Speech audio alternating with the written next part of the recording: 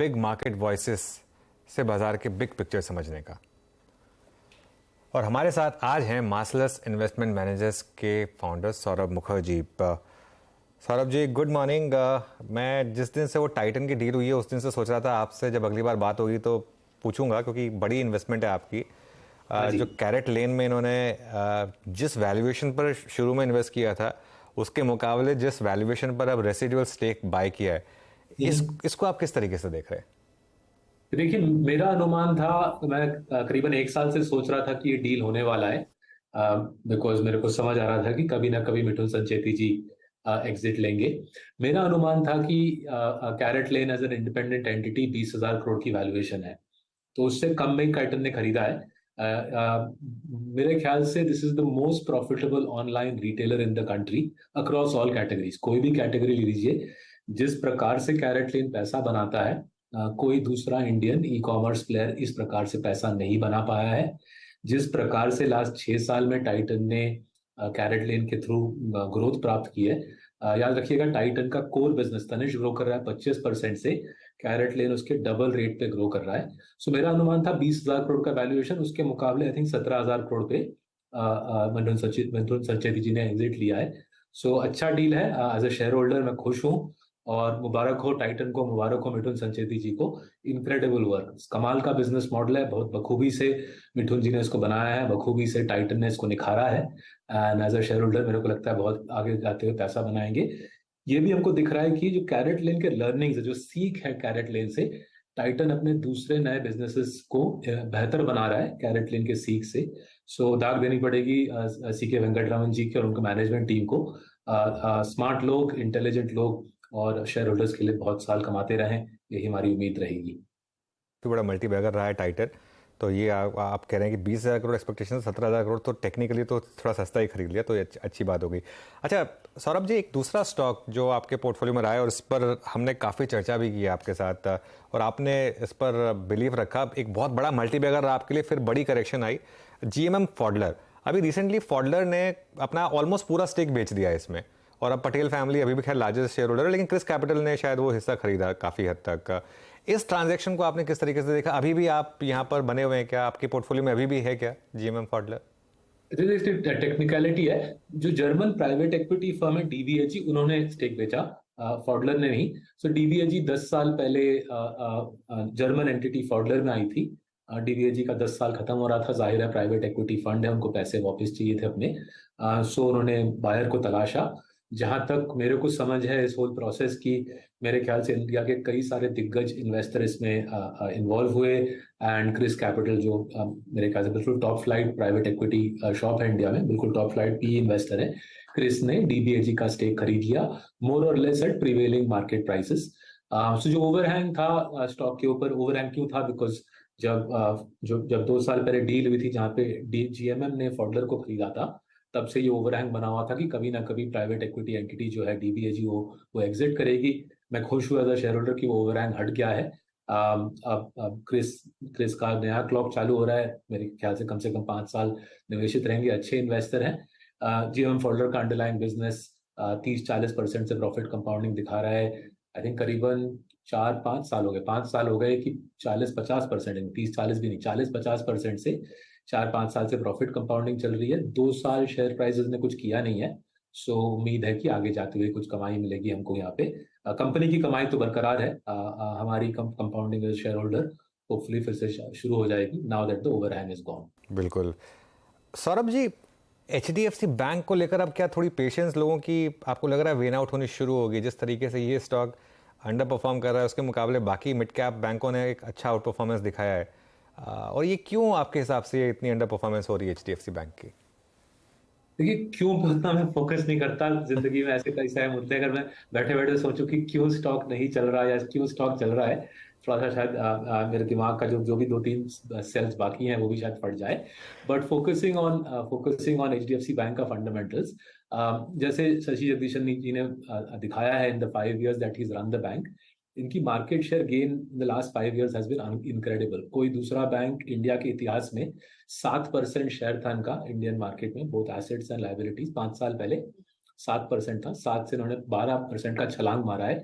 5 साल में 5 percentage points gain किया है। किसी दूसरे बैंक के लिए, दूसरे बैंक के लिए क्या, पूरा अगर आप बैंकिंग सिस्टम जोड़ लो, इस प्रकार का मार्केट शेयर गेन आपको नहीं दिखेगा। जैसे हमने पहले समझाया है, हमारे ख्याल से एचडीएफसी लिमिटेड और बैंक का जुड़ना अच्छा डील है। एचडीएफसी बैंक को अच्छा मॉर्गेज फ्रेंचाइज मिल रहा है। एचडीएफसी बैंक को एचडीएफसी लिमिटेड के जो होम लोन कस्टमर्स है उनको कासा बेचने का मौका मिल रहा है, उनको म्यूचुअल फंड्स, लाइफ इंश्योरेंस बेचना, जनरल इंश्योरेंस बेचने का मौका मिल रहा है। सो आरओई 1 साल शायद सहमी रहेगी, आरओई 1 साल शायद 17, 17.5 के आसपास रहे। But if I take a 2-3 साल का व्यू, मेरे ख्याल से आरओई भी आगे बढ़ेगा, ग्रोथ भी आगे बढ़ेगी, and what you have is a power house entity. Last 4 साल प्रॉफिट कंपाउंडिंग करीबन 20% रही है। शेयर प्राइस कंपाउंडिंग लास्ट 4 साल में शायद 5% के आसपास रही है। ये पहले भी हो चुका है, 2001, 2, 3, मेरे को याद है एचडीएफसी बैंक के प्रॉफिट्स 35% प्रति वर्ष भागे, शेयर प्राइस फ्लैट रहा, फिर उसके बाद 4, 5, 6 में एचडीएफसी बैंक का स्टॉक आई थिंक डबल से भी ज्यादा हो गया। सो अगर आप पेशेंस रखें, इंडिया में स्टॉक मार्केट एक ही काम करता है, जो इम्पेशेंट लोग हैं उनका पैसा लेके पेशेंट लोगों को दे देता है। सो हमारी उम्मीद है जो हमारी पेशेंस है एचडीएफसी बैंक में काम आएगी। एक डिस्क्लेमर दे देता हूँ, इस सारे स्टॉक्स में मेरा निवेश है, मेरे माँ बाप का निवेश है, और हमारे 10,000 क्लाइंट्स का भी इन स्टॉक्स में निवेश है। जी सौरभ जी, जब आप आते हैं तो हमेशा किसी न किसी नई कंपनी को, स्टॉक को समझने का मौका मिलता है, क्योंकि मिड कैप और स्मॉल कैप अच्छा कर रहे हैं। मेरा एक प्रश्न लाजमी है जो कि आपने लिटिल चैम्प पोर्टफोलियो में अपने ऐड किया है सर, आई होप मैं ये नाम ठीक ले रहा हूँ, RHI मैग्नेस्टा इंडिया। सर थोड़ा बताएंगे इस कंपनी के बारे में और क्या आउटलुक है आपका इस पर? हाँ जी, तो देखिए ये एक ग्लोबल कंपनी, आरएचआई ग्लोबल जो ऑस्ट्रियन कंपनी है, ऑस्ट्रिया में हेडक्वार्टर्ड है, उसका इंडियन सब्सिडरी है, लिस्टेड सब्सिडरी है इंडिया में।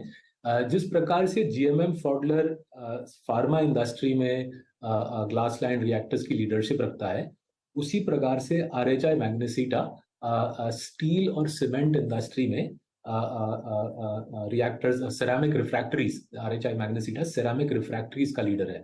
सो आपको स्टील और सीमेंट इंडस्ट्रीज में जो किल्न होता है, जो फर्नेस होता है, उसके लाइनिंग के लिए स्पेशल प्रकार के ब्रिक्स चाहिए। आरएचआई मैग्नेसिटा रिफ्रैक्टरीज बनाता है, वो लाइनिंग बनाता है। ये नॉन मेटालिक मटेरियल है जो लाइनिंग के थ्रू, जो लाइनिंग फर्नेस को हाई टेम्परेचर में ऑपरेट करने की सुविधा देती है। वर्ल्ड लीडर है, हमारे ख्याल से दुनिया में इसका 30-35% का मार्केट शेयर है। इंडिया में ये लार्जेस्ट प्लेयर है इन द रिफ्रैक्टरी बिजनेस, ये लार्जेस्ट प्लेयर है, 40% मार्केट शेयर है। लास्ट ईयर इन्होंने डालमिया का एक बड़ा बिजनेस खरीदा, अपने बिजनेस को 1/3 से छलांग मारा आरएचआई ने last year by buying a business from Dalmia. अगर हम नॉर्मलाइज कर दें उसके लिए, अगर उसको एडजस्ट कर ले, मेरे ख्याल से आरओसी 30-35% आता है। एक हमेशा चैंपियन का साइन होता है 30-35% आरओसी। ऑपरेटिंग मार्जिन 15 के आसपास आते हैं। बिजनेस करीबन 10-15% से टॉप लाइन और मेरे ख्याल से 20-25% से बॉटम लाइन ग्रोथ दिखा सकता है। वेल रन बिजनेस है, वर्ल्ड लीडर है, एंड इंडिया में steel industry, more generally steel and cement industry मेरे ख्याल से जीडीपी ग्रोथ की बदौलत अच्छा करेगी। स्टील एंड सीमेंट इंडस्ट्रीज में इटसेल्फ मेरे ख्याल से कॉम्पिटिटिव एडवांटेज कम है, बट ये as a ancillary play, RHI Magnesita as an ancillary play, as a supplier to steel and cement industry, मेरे ख्याल से अच्छे प्लेस में है। एक स्टील प्लांट का करीबन 2% कॉस्ट ही रिफ्रैक्टरी का कॉस्ट है, बट अहम है, रिफ्रैक्टरी अहम है। अगर रिफ्रैक्टरी में कोई छूट रह गई, कोई त्रुटि रह गई, तो प्लांट बंद हो सकती है। इसलिए कोई भी स्टील प्लांट का मालिक सस्ता रिफ्रैक्टरी नहीं लगाता, आरएचआई लगाता है। और हमारी उम्मीद है इस कंपनी के साथ हम आगे जाते हुए लिटिल चैम्प्स में कंपाउंडिंग दिखा पाएंगे। अच्छा सौरभ जी, अभी हाल फिलहाल के, मतलब जब लास्ट ईयर तक के, मतलब 2021 की जो लिस्टिंग्स हुई थी, जो न्यू एज स्टॉक्स थे उसमें, और अब जो उसमें एक डिप के बाद स्विंग आए, स्टेबल हुए stocks like I mean Zomato, Paytm, इनमें से सर आप कभी अभी किसी पे कन्विंस हो पाए हैं? कोई positive constructive view new age stocks की कैटेगरी में? सो निगरानी तो रखते हैं, ये भी देखते हैं कि किसी में कोई में से पैसा बना पा रहा है या नहीं। Of all of them Nykaa में हमको बिजनेस मॉडल अच्छी लगती है, नायका थोड़ी बहुत पैसे भी बना पाता है कभी कभी। बाकी जो बिजनेसेस है ना, बाकी जो नए एज के बिजनेसेस आए हैं इंडिया में, उनकी फंडामेंटल बिजनेस मॉडल मेरे को कुछ कंपेलिंग लगती नहीं है। मेरे को लगता नहीं उनको पैसा बनाना आता है, यूनिट इकोनॉमिक्स जो बोलते हैं हमारे पेशे में। मेरे ख्याल से इनको यूनिट इकोनॉमिक्स की थोड़ी समझ कम है। शायद इस वजह से बिकॉज इतना पैसा इन पे फेंका गया, एक 10 साल इन पे पैसा फेंका गया, फंडामेंटल यूनिट इकोनॉमिक्स थोड़ी कमजोर है। नायका की जो beauty and personal care business है वहाँ पे यूनिट इकोनॉमिक्स ठीक ठाक है। Beauty and personal care by itself actually profitable है। थोड़ा सा मैं पजल्ड हूँ, परप्लेक्स्ड, क्योंकि फाल्गुनी जी ने इतना बढ़िया बिजनेस बनाने के बाद फिर क्यों वो अपैरल में क्यों प्रवेश कर रहे हैं, थोड़ा मेरे को समझ नहीं आ रहा। सो नजर रख रहे हैं ऑल ऑफ देम पे। कोई खास पैसा बना नहीं पाता, मेरे को काफी चिंताजनक लगती है। I build 3 businesses my self, तो मेरे को समझ है एक एंटरप्रेन्योर बिजनेस बनाता कैसे है। इसलिए मैं जब देखता हूँ कोई दूसरा एंटरप्रेन्योर हजारों करोड़ रुपए जला रहा है और प्रॉफिट आ रही है 1, 5, 10 करोड़ की, थोड़ा सा मेरे को स्टार्टलिंग लगता है। इसलिए अभी भी किसी ऐसे बिजनेसेस में हमने निवेश किया नहीं है। सौरभ जी, बहुत बहुत शुक्रिया जुड़ने के लिए आज हमारे साथ और हमसे बात करने के लिए, और आज कुछ नया सीखने को मिला RHI Magnesita. Thank you so much. एक बहुत छोटा सा ब्रेक लेंगे और उसके बाद सुशील केडिया इंतजार कर रहे हैं हमारा, उनके पास चलेंगे।